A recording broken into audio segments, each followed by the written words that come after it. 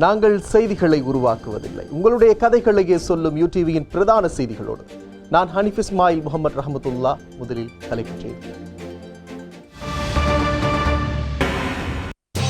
கோவிடினால் குணமடைந்தவர்களின் எண்ணிக்கை 20,000-ஐ கடந்தது. ஜனாசா அடக்கம் முஸ்லிம்களின் இறுதி உரிமை என்கின்றார் நாடாளுமன்ற உறுப்பினர் ரா சாணக்கியன். What are they asking for? They are asking for their last rites. They are asking for their janazas to be buried. மகர சிறை கலவரம், 2 கைதிகளின் உடல்கள் உறவினர்களால் அடையாளம் காணப்பட்டன. ஐக்கிய தேசிய கட்சிக்கு பதில் பொதுச் செயலாளர் நியமனம். மொரட்டுவையில் விபத்து, 2 பேர் பலி, மோட்டார் சைக்கிள் ஓட்டுநர் விளக்கமறியலில். ரஷ்யாவில் ஸ்புட்னிக் வி கோவிட் தடுப்பூசி செலுத்தும் பணிகள் ஆரம்பம். சோமாலியாவில் உள்ள அமெரிக்க துருப்புக்களை திரும்பப் பெற டொனால்ட் ட்ரம்ப் தீர்மானம். அவை எமது தலைப்புச் செய்திகள். இனி விரிவான செய்திகளில் முதலில் உள்நாட்டுச் செய்திகள்.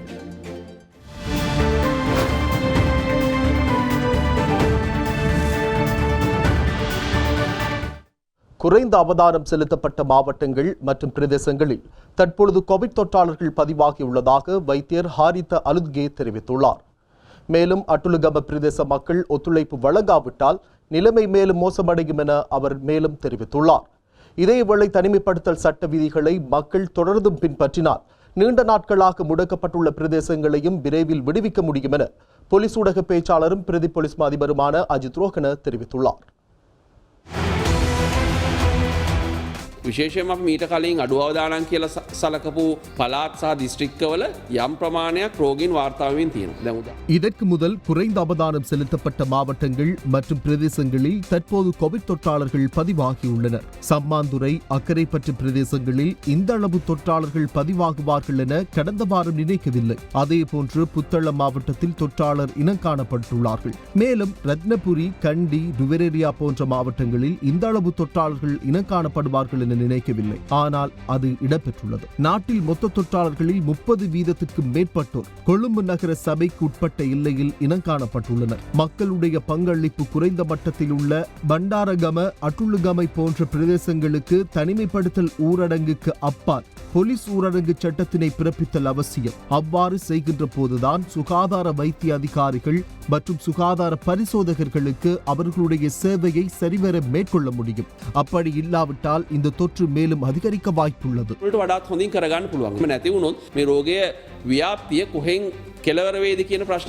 இதேவேளை தனிமைப்படுத்தப்பட்டுள்ள பகுதிகளில் வாழும் மக்களை கண்காணிப்பதற்காக விசேட போலீஸ் குழுவினர் கடமையில் ஈடுபடுத்தப்பட்டுள்ளதாக போலீஸ் ஊடக பேச்சாளர் பிரதி போலீஸ் அதிபர் அஜித் ரோஹன தெரிவித்துள்ளார். தனிமைப்படுத்தல் சட்ட விதிகளை மக்கள் தொடர்ந்து பின்பற்றுவார்களாயின் நீண்ட நாட்களாக முடக்கப்பட்டுள்ள பிரதேசங்களையும் விரைவில் விடுக்க முடியும் எனவும் அவர் தெரிவித்துள்ளார். நாட்டில் பதிவாகியுள்ள கோவிட் மரணங்களுடைய எண்ணிக்கை 130 உயர்வடைந்துள்ளது. நேற்றைய தினமும் ஒரு கோவிட் மரணம் பதிவாகியது. இந்த மரணம் கொழும்பு மாவட்டத்தில் பதிவாகியுள்ளது. பிலியந்தலை பிரதேசத்தை சேர்ந்த 72 வயதான ஆணொருவர் கடந்த 4ஆம் தேதி மரணமடைந்துள்ளார். இவர் சுகையினம் காரணமாக கொழும்பு தேசிய வைத்தியசாலையில் சிகிச்சை பெற்று வந்த நிலையில் மரணமடைந்துள்ளார். கோவிட்-19 வைரஸ் தாக்கத்துடன் ஏற்பட்ட நியூமோனியா மற்றும் இதய நோய் மரணத்திற்கான காரணங்களாக கூறப்பட்டுள்ளன. தனிமைப்படுத்தப்பட்டுள்ள பேலியகொடை மேகாகாவத்து பிரதேசத்தில் இன்று ஆர்ப்பாட்டம் ஒன்று இடம்பெற்றது. பேலியகொடை மீன் சந்தை மூடப்பட்டுள்ளதால் தாம் பொருளாதார ரீதியாக பாதிக்கப்பட்டுள்ளதாக தெரிவித்து அவர்கள் இந்த ஆர்ப்பாட்டத்தில் ஈடுபட்டனர்.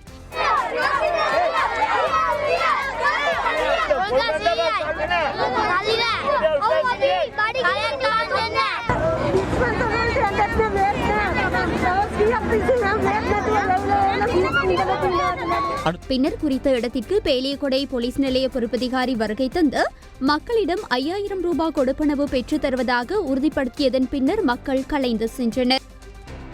ஹெட்டன் நோட்டன் பிரிட்ஜ் போலீஸ் பிரிவிற்குட்பட்ட தண்டுகலா தோட்டத்தில் மேல் பிரிவில் மேலும் 16 பேருக்கு கொரோனா வைரஸ் தொற்று உறுதிப்படுத்தப்பட்டுள்ளது. இதனையடுத்து தண்டுகலா பகுதி முடக்கப்பட்டுள்ளது. அந்த பகுதியிலிருந்து எவரும் வெளியேற முடியாது என்பதுடன் வெளியிடங்களிலிருந்து அங்கு வருவதற்கும் தடை விதிக்கப்பட்டுள்ளது. அத்துடன் வட்டவளை போலீஸ் பிரிவிற்குட்பட்ட ஆக்ரோயா பகுதியிலும் கொரோனா தொற்றாளர்கள் 2 அடையாளம் காணப்பட்டுள்ளனர். இதேவேளை நேற்றைய தினம் நாட்டில் 521 கோவிட் தொற்றாளர்கள் பதிவாகியுள்ளனர். நேற்றைய தினம் கொழும்பு மாவட்டத்தில் 342 கோவிட் தொற்றாளர்கள் கண்டறியப்பட்டுள்ளனர். இதற்கமைவாக கொழும்பு மாவட்டத்தில் கடந்த அக்டோபர் 4ஆம் தேதி முதல் கண்டறியப்பட்டுள்ள மொத்த தொற்றாளர்களுடைய எண்ணிக்கை 10,542 உயர்வடைந்துள்ளது. வெலிக்கடை மற்றும் கொழும்பு ரிமாண்ட் சிறைச்சாலையில் 73 பேரும், கொழும்பு நகரசபையில் 16 பேர், தெமட்டகொடையில் 59 பேர், கிராண்ட் பாஸில் 82 பேர், மட்டக்குழியில் 31 பேர், வெள்ளவத்தையில் 19 பேர், மருதாணியில் 38 பேர், கண்டி மாவட்டத்தில் 91 கோவிட் தொற்றாளர்களும் கண்டறியப்பட்டுள்ளனர். களுத்துறை மாவட்டத்தில் 44 கோவிட் தொற்றாளர்கள் கண்டறியப்பட்டுள்ளனர். அம்பாறை மாவட்டத்தில் 17 கோவிட் தொற்றாளர்கள் கண்டறியப்பட்டுள்ளனர். கம்பஹா மாவட்டத்தில் 11 கோவிட் தொற்றாளர்கள் கண்டறியப்பட்டுள்ளனர். புத்தளம் மாவட்டத்தில் 4 பேரும், மாத்தறை மாவட்டத்தில் 3 பேரும், நுவரெலியா மாவட்டத்தில் 2 பேரும், ரத்தினபுரி மாவட்டத்தில் 2 பேரும் அடையாளம் காணப்பட்டுள்ளனர். நேற்றைய தினம் நாட்டில் 13,111 PCR பரிசோதனைகள் மேற்கொள்ளப்பட்டுள்ளன. கடந்த 10 மாதங்களில் 8,89,155 PCR பரிசோதனைகள் நாட்டில் இடம்பெற்றுள்ளன. இன்று மாலை 6 மணி வரையில் நாட்டில் 6,840 பேர் நாடளாவிய ரீதியில் உள்ள மருத்துவமனைகளில் சிகிச்சை பெற்று வருகின்றனர். இன்றைய தினம் 652 பேர் குணமடைந்து வீடு திரும்பியுள்ளனர். 130 மரணங்கள் நாட்டில் இடம்பெற்றுள்ளன. இதுவரை நாட்டில் 27,060 கோவிட் தொற்றாளர்கள் கண்டறியப்பட்டுள்ளனர். இதில் 20,090 பேர் குணமடைந்து வீடு திரும்பியுள்ளனர். கோவிட் தொற்று காரணமாக நாட்டிற்கு வர முடியாமல் வெளிநாடுகளில் சிக்கியிருந்த 498 இலங்கையர்கள் இன்று நாடு திரும்பியுள்ளனர். துபாய், கட்டார், இந்தியா மற்றும் சீனா போன்ற நாடுகளிலிருந்து இவர்கள் அழைத்து வரப்பட்டுள்ளனர். அனைவரும் விமான நிலையத்தில் வைத்து PCR பரிசோதனைகளுக்கு உட்படுத்தப்பட்ட பின்னர் தனிமைப்படுத்தல் நிலையங்களுக்கு அனுப்பி வைக்கப்பட்டுள்ளனர்.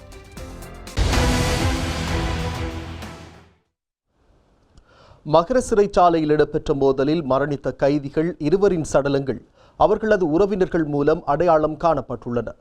போதைப்பொருள் குற்றச்சாட்டில் விளக்கமறியலில் வைக்கப்பட்டிருந்த ஜாயல மற்றும் பத்தளை பிரதேசங்களைச் சேர்ந்தவர்களின் சடலங்களே இவ்வாறு அடையாளம் காணப்பட்டுள்ளன. மகர சிறைச்சாலை கலவரம் தொடர்பில் விசாரணைகளை முன்னெடுப்பதற்காக சிஐடியினரால் நியமிக்கப்பட்ட விசாரணை குழு உறுப்பினர்களின் எண்ணிக்கை அதிகரிக்கப்பட்டுள்ளது. 12ஆக காணப்பட்ட இந்த விசாரணை குழு உறுப்பினர்களின் எண்ணிக்கை 20ஆக அதிகரிக்கப்பட்டுள்ளதோடு இதுவரையில் 78 பேரிடம் சாட்சியங்கள் பதிவு செய்யப்பட்டுள்ளதாக போலீஸ் ஊடக பேச்சாளரும் பிரதி போலீஸ் மாதிபருமான அஜித் ரோஹன தெரிவித்துள்ளார். මෙහිදී අපරාධ පරීක්ෂණ දෙපාර්තමේන්තුවේ ආරමුණ වන්නේ මේ ප්‍රකාශ සටහන් කිරීම වගේම சாட்சியங்களை பதிவு செய்வதோடு அங்கு காணப்படும் வீடியோக்களின் உண்மைத்தன்மையினை ஆராய்ந்து இதனூடாக இந்த கலவரம் ஏற்படுவதற்கான முக்கிய காரணத்தை கண்டறிவதே குற்றப்புலனாய்வு அதிகாரிகளின் முக்கிய நோக்கமாகும். ඇතිවීමට හේතුව අනාවරණය කර ගැනීම. இந்நிலையில் மோதலில் மரணித்த கைதிகள் இருவரின் சடலங்கள் அவர்களது உறவினர்கள் மூலம் அடையாளம் காணப்பட்டுள்ளதாக போலீஸ் ஊடக பேச்சாளர் மேலும் தெரிவித்துள்ளார். මෙම මෘත ශරීර 11 මෘත ශරීර දෙකක් මේ වන විට හඳුනාගෙන තියෙනවා. இந்த கலவரத்தால் உயிரிழந்த 11 பேரில் 2 மாத்திரமே இதுவரையில் அடையாளம் காணப்பட்டுள்ளனர். அவர்களில் ஒருவர் ஜாயல பகுதியை சேர்ந்தவர் என்பதோடு ஜாயல காவல்துறையினரால் கைது செய்யப்பட்டு நீதிமன்றில் முன்னிலைப்படுத்தப்பட்டவர் என தெரிவிக்கப்பட்டுள்ளது. மற்றொருவர் வத்தலை உணுப்பிட்டி பகுதியை சேர்ந்தவர் என்பதோடு அவர் கிரிபத்கொட போலீசாரினால் கைது செய்யப்பட்டு நீதிமன்றில் முன்னிலைப்படுத்தப்பட்டவர் ஆவார். அவர்கள் இருவரும் போதைப்பொருள் குற்றச்சாட்டில் விளக்கமறியலில் வைக்கப்பட்டிருந்தவர்கள். நீதிமன்ற வைத்தியர்களின் உதவியுடன் சடலங்களின் DNA மாதிரிகளும் பெற்றுக்கொள்ளப்பட்டு අඩයාලංගල් උறுதிப்படுத்தப்பட உள்ளது. විශේෂයෙන්ම අධිකරණ වෛද්‍ය නිලධාරීන් විසින් මේ මෘත ශරීරවල DNA පරීක්ෂණ සිදු කිරීම සඳහා සාම්පල් ලබා ගැනීමටත් නියමිතව තිබෙනවා. හඳුනා ගැනීම නිසැකවම තහවුරු කිරීම සඳහා. கோவிட் தொற்றினால் உயிரிழக்கும் முஸ்லிம்களின் ஜனாசாக்களை புதைப்பதே அவர்களின் மார்க்க உரிமை, அதனையே அவர்கள் கேட்கின்றனர் என தமிழ் தேசிய கூட்டமைப்பின் நாடாளுமன்ற உறுப்பினர் ரா சாணக்கியன் தெரிவித்துள்ளார். நாடாளுமன்றத்தில் இன்று உரையாற்றிய போதே அவர் இவ்வாறு குறிப்பிட்டுள்ளார். Look at the Muslims. I mean, what are they asking for? They are asking for their last rights. They are asking for their janazas to be buried. You know, these innocent Muslim people, they live all their lives according to the Quran. And right towards the end, their last right, you are taking it away for politics. You all should be ashamed. I am ashamed. இந்த இடத்தில் கிழக்கு மாகாணத்தை சேர்ந்த ஒரே ஒரு பாராளுமன்ற உறுப்பினர் மட்டும்தான் இஸ்லாமிய பாராளுமன்ற உறுப்பினர் இந்த அரசாங்கத்துக்கு 20ஆம் திருச்சட்டத்துக்கு ஆதரவு அளிக்காத. இந்த பாராளுமன்றத்தில் இருக்கும் அனைத்து கிழக்கு மாகாணத்தை சேர்ந்த இலங்கையில் இருக்கும் அனைத்து இஸ்லாமிய பாராளுமன்ற உறுப்பினரை பார்க்க அவமானமாக இருக்கு. என்றால் உங்களுடைய மக்களுடைய அந்த இறுதி சடங்கை செய்யறது கூட அனுமதி அளிக்காத ஒரு அரசாங்கத்தை நீங்க ஆதரவு அளித்திருக்கீங்க. People are going to courts. Minorities are going for courts. Why? What are they going to courts for? For their basic rights. They are going to courts. They are going to courts because you are not letting them bury their bodies. ஐக்கிய தேசிய கட்சியின் பதில் பொதுச் செயலாளராக ஸ்ரீகொத்தா கட்சி தலைமையகத்தின் பிரதான அதிகாரியும் மேல் மாகாண முன்னாள் எதிர்க்கட்சித் தலைவருமான சமல் செனரத் நியமிக்கப்பட்டுள்ளார். ஐக்கிய தேசிய கட்சியின் பதில் பொதுச் செயலாளராக சிறிகொத்தா கட்சியின் தலைமையகத்தின் பிரதான அதிகாரி மேல் மாகாண முன்னாள் எதிர்க்கட்சித் தலைவர் சமல் செனரத் நியமிக்கப்பட்டுள்ளார். கட்சித் தலைவர் ரணில் விக்ரமசிங்கவினால் இந்த நியமனம் வழங்கப்பட்டுள்ளது. கட்சியின் பொதுச் செயலாளராக கடமையாற்றிய அகிலபிராஜ் காரியவசம் பதவி விலகி இருந்தமை குறிப்பிடத்தக்கது. இதன் விளைவாகவே ஐக்கிய தேசிய கட்சியின் பதில் பொதுச் செயலாளராக மேல் மாகாண முன்னாள் எதிர்க்கட்சித் தலைவர் சமல் செனரத்ன நியமிக்கப்பட்டுள்ளார். வங்கக்கடலில் நிலை கொண்ட தாழமுக்கம் காரணமாக காற்றுடன் கூடிய மழை பெய்து வந்த நிலையில் மன்னார் மாவட்டத்தில் மேற்கொள்ளப்பட்டு வந்த பெரும்போக நெற்செய்கை பாதிக்கப்பட்டுள்ளது.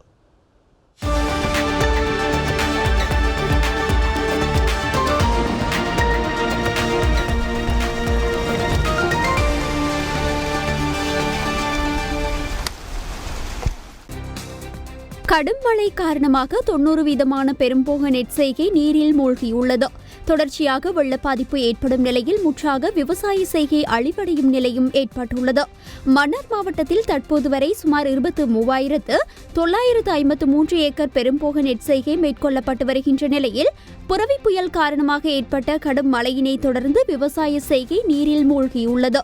பெரும்போக நெற்செய்கை மேற்கொள்ளப்பட்டுள்ள விவசாய நிலங்களில் சுமார் 1 அடிக்கு மேலாக வெள்ள நீர் தேங்கியுள்ளது. தொடர்ந்தும் குறித்த நிலை காணப்பட்டால் பெரும்போக விவசாயம் முழுவதும் பாதிப்படையும் என விவசாயிகள் கவலை தெரிவித்துள்ளனர். மன்னார் பிரதேச செயலாளர் பிரிவில் 1061 ஏக்கர் விவசாய செய்கையும், நானாட்டான் பிரதேச செயலாளர் பிரிவில் 4826 ஏக்கர் விவசாய செய்கையும், முசலி பிரதேச செயலாளர் பிரிவில் 3274 ஏக்கர் விவசாய செய்கையும், மாந்தை மேற்கு பிரதேச செயலாளர் பிரிவில் 11925 ஏக்கர் விவசாய செய்கையும், மடு பிரதேச செயலாளர் பிரிவில் 2867 ஏக்கர் விவசாய செய்கையும் மேற்கொள்ளப்பட்டுள்ளது. இதேபோல மடுப்பிரதேச செயலாளர் பிரிவில் சின்ன வளையன்கட்டு நீர்ப்பாசன குளம் உடைப்படுத்துள்ளதோடு முருங்கன் நானாட்டான் இரணை எழுப்பை குளம் மரிச்சிக்கட்டு பாலாம்பிட்டி சிறிய நீர்ப்பாசன குளங்கள் வான் பாய்ந்து வருவதாகவும் தெரியவருகின்றது. கண்டாவளை உமையாள்புரம் பகுதியில் பாதிக்கப்பட்ட 41 குடும்பங்களுக்கு அத்தியாவசிய உதவிகள் வழங்கப்பட்டுள்ளன. இதேபோல பெண்கள் வாழ்வுரிமை கழகத்தினால் மாந்தை கிழக்கில் வெள்ள அனர்த்தத்தால் பாதிக்கப்பட்ட மக்களுக்கு நிவாரணப் பொதிகள் வழங்கி வைக்கப்பட்டுள்ளன. முல்லைத்தீவு மாந்தை கிழக்கு பகுதியில் வெள்ள அனர்த்தத்தால் பாதிக்கப்பட்ட 75 குடும்பங்களிற்கு உலருணவுப் பொதிகள் இன்றைய தினம் வழங்கி வைக்கப்பட்டன. மன்னார் வளைகுடா பகுதியில் நிலை கொண்டிருந்த தீவிர காற்றழுத்த தாழ்வு பகுதி காற்றழுத்த தாழ்வு மண்டலமாக வலுவிழந்திருப்பதாக சென்னை வளிமண்டலவியல் திணைக்களம் தெரிவித்துள்ளது.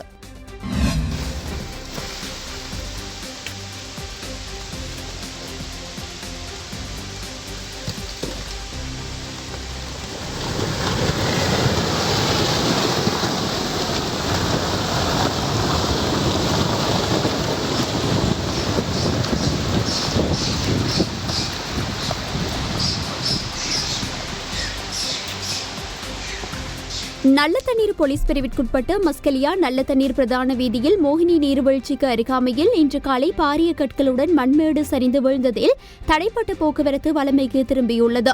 புரவி சூறாவளியினை தொடர்ந்து மத்திய மலைநாட்டில் தொடர்ச்சியாக மழை பெய்து வருகின்றது. இந்த பிரதேசத்திற்கு பெய்த கடும் மழை காரணமாக இன்று காலை குறித்த கற்பாறைகள் சரிந்து விழுந்துள்ளன. இதனால் அந்த பாதையுடனான போக்குவரத்து சுமார் 1 மணித்தியாலத்திற்கு மேல் துண்டிக்கப்பட்டது.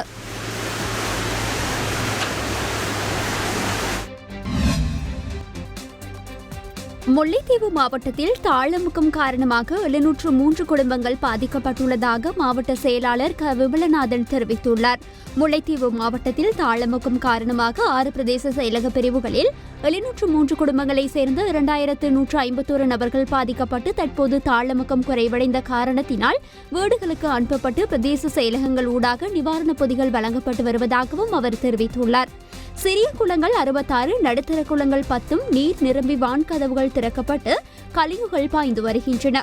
முல்லைத்தீவு மாவட்டத்தில் ஒரு வீடு முழுமையாகவும் பகுதியளவில் 40 வீடுகளும் சேதமடைந்துள்ளதாகவும் தாழ்நில பிரதேசங்களில் செய்கை பண்ணப்பட்டுள்ள நெற்செய்கையும் பாதிக்கப்பட்டுள்ளதாகவும் மாவட்ட செயலாளர் தெரிவித்துள்ளமை குறிப்பிடத்தக்கது.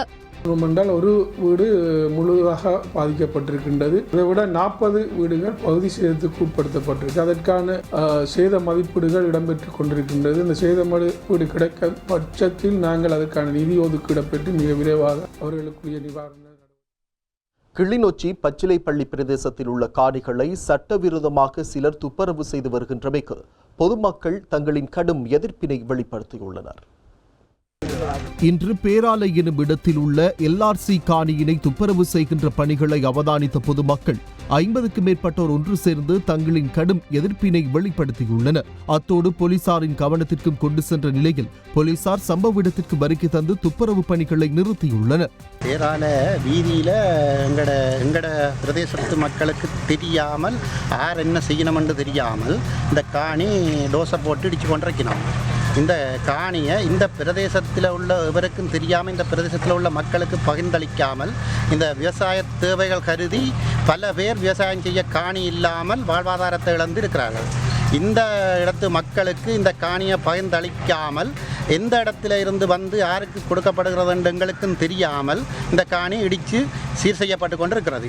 இதை உடனடியாக தடுத்து நிறுத்தி இங்கே உள்ள மக்களுக்கு வாழ்வதற்கு இடமும் இல்லை, விவசாயம் செய்வதற்கு இடமும் இல்லை, இதுக்கு மேலதிகமாக வேறு அரச காணிகளும் இல்லை. அப்படி இருக்கும் பொழுது எமது மக்களுக்கு இந்த காணியை பயந்தளித்து கொடுத்திருந்தால் நன்றாக இருக்கும் என்றதை தெரிவித்துக் கொண்டு அந்த இடத்திலே இதிலே கூடியிருக்கின்ற 50க்கு மேற்பட்ட மக்கள் மிகவும் ஒரு அந்தரித்த நிலையில இந்த காணியை பெறுவதற்கான சகல ஏற்பாடுகளும் செய்யப்பட்டுள்ள வேளையிலும் இந்த பிரதேசத்துக்கு தெரியாமல், இந்த கிராமங்களுக்கு தெரியாமல் எங்கிருந்தோ தெரியாத நபர்கள் இந்த காணியை. கண்டி திகன பகுதிக்கு அருகில் இன்றும் சிறிய அளவில் நிலநடுக்கம் ஏற்பட்டதாக தெரிவிக்கப்படுகின்றது. இன்று காலை 5:41 மணி அளவில் திகன அழுத்வத்த பகுதியில் இவ்வாறு நிலநடுக்கம் ஏற்பட்டுள்ளது.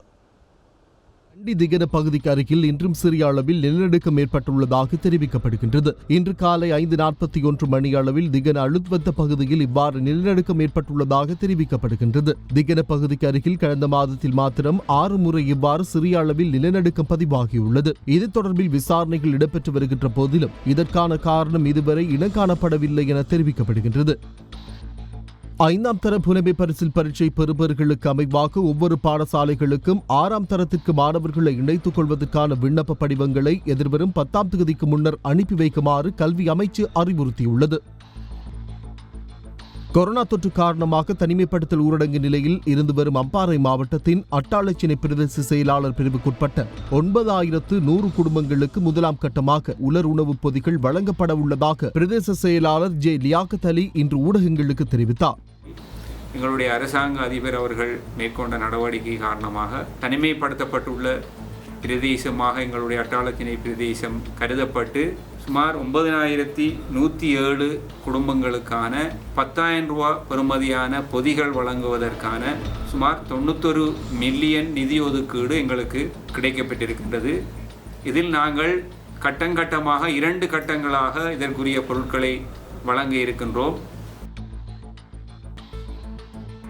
கர்ப்பிணி தாய் ஒருவர் தமது 1 வயது குழந்தை மற்றும் 7 வயதுடைய சிறுமியுடன் வீதியை கடக்க முற்பட்ட போது உந்துருளி ஒன்று மோதி விபத்துக்குள்ளாகியுள்ளனர். இந்த சம்பவம் நேற்றிரவு 10 மணி அளவில் மொரட்டுவை எகோடவுயன புதிய காலி வீதியில் உள்ள வீதி கடவையில் இந்த விபத்து நேர்ந்துள்ளது. சம்பவத்தில் காயமடைந்த கர்ப்பிணி தாய், குழந்தை மற்றும் சிறுமியுடன் பாணந்துறை வைத்தியசாலையில் அனுமதிக்கப்பட்ட நிலையில் குழந்தையும் சிறுமியும் மரணித்துள்ளனர். சம்பவத்தில் காயமடைந்த கர்ப்பிணி தாய் மேலதிக சிகிச்சைகளுக்காக கொழும்பு தேசிய வைத்தியசாலைக்கு மாற்றப்பட்டுள்ளமை குறிப்பிடத்தக்கது. கைது செய்யப்பட்ட சந்தேக நபரை எதிர்வரும் 18ஆம் தேதி வரை விளக்கமறியலில் வைக்குமாறு மொரட்டுவை நீதவான் நீதிமன்றம் உத்தரவிட்டுள்ளது. பங்களாதேஷின் தெற்கு துறைமுகமான சிட்டாகாங்கிலிருந்து 1600க்கும் மேற்பட்ட ரோஹிங்யா அகதிகளை வங்காள விரிகுடாவில் உள்ள தீவான பசன்சார் தீவுக்கு நேற்று பங்களாதேஷ் அரசு அனுப்பி வைத்தது. இந்த நடவடிக்கைக்கு எதிராக மனிதாபிமான குழுக்கள் தொடர்ந்தும் தங்கள் எதிர்ப்புகளை தெரிவித்து வருகின்றன. 1 மில்லியனுக்கும் அதிகமான ரோஹிங்கியர்கள் வசிக்கும் முகாம்களில் சன நெரிசலை கட்டுப்படுத்துவதற்காகவே இந்த நடவடிக்கையை மேற்கொண்டு வருவதாக பங்களாதேஷ் அரசு கூறுகிறது. ஆனால் அகதிகளும் மனிதாபிமான தொழிலாளர்களும் 20 ஆண்டுகளுக்கு முன்பு கடலில் இருந்து வெளிவந்த வெள்ளத்தால் பாதிக்கப்பட்ட இந்த தீவான பசான்சார் தீவுக்கு செல்லுமாறு தங்களை கட்டாயப்படுத்துவதாக ரோஹிங்கியர்கள் குற்றம் சாட்டி வருகின்றனர். இந்நிலையில் மனிதாபிமான மற்றும் மனித உரிமைகள் குழுக்கள் இந்த தீவு வெள்ளத்தால் பாதிக்கப்படுவதாகவும் அடிக்கடி வரும் சூறாவளிகளால் பாதிக்கப்படக்கூடியதாகவும் இருப்பதாகவும் பாதுகாப்பு மதிப்பீட்டை மேற்கொள்ள ஐக்கிய நாடுகள் சபையை அரசாங்கம் அனுமதிக்கவில்லை என்றும் கூறியுள்ளது. இந்நிலையில் பங்களாதேஷின் தெற்கு துறைமுகமான சிட்டாங்கியில் இருந்து 1600க்கும் மேற்பட்ட ரோஹிங்கிய அகதிகளை பசான்சார் தீவுக்கு நேற்று பங்களாதேஷ் அரசு அனுப்பி வைத்தது.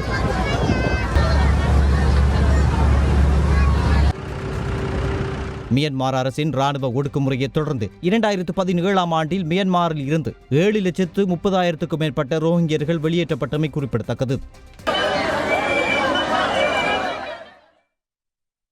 இது அதிலிருந்து. அமெரிக்காவில் தொழில்நுட்ப கோளாறு காரணமாக சிறிய விமானம் ஒன்று தேசிய நெடுஞ்சாலையில் அவசரமாக தரையிறக்கப்பட்ட சம்பவம் பரபரப்பை ஏற்படுத்தியுள்ளது.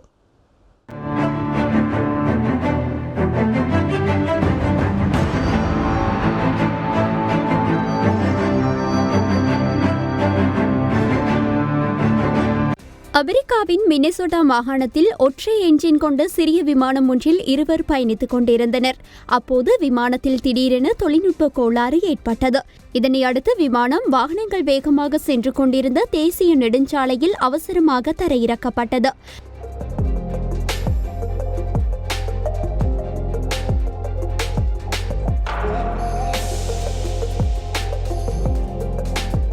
பின்னர் விமானம் சாலை தடுப்பில் மோதி சேதமடைந்துள்ளது. இந்த விபத்தில் யாருக்கும் காயம் ஏற்படவில்லை என தெரிய வந்துள்ளது. தாய்லாந்தில் சுமார் 5000 ஆண்டுகள் பழமையானதாக நம்பப்படும் ஒரு அரிய ஓரளவு புதை வடிவ திமிங்கல எலும்புக்கூட்டை தாய்லாந்து தொல்பொருள் ஆய்வாளர்கள் மீட்டுள்ளனர். 12.5 மீட்டர் நீளம் கொண்ட இந்த திமிங்கல எலும்புக்கூடு நவம்பரில் பாங்காக்கிற்கு மேற்கே உள்ள ஒரு சைக்கிள் ஓட்டுநரால் கண்டுபிடிக்கப்பட்டுள்ளது. இதன் அகழ்வாராய்ச்சி 1 மாத காலமாக நடந்து வருகின்றது. இது ஆசியா முழுவதிலும் உள்ள ஒரே மாதிரியான கண்டுபிடிப்பு என ஆய்வாளர்கள் நம்புகின்றனர்.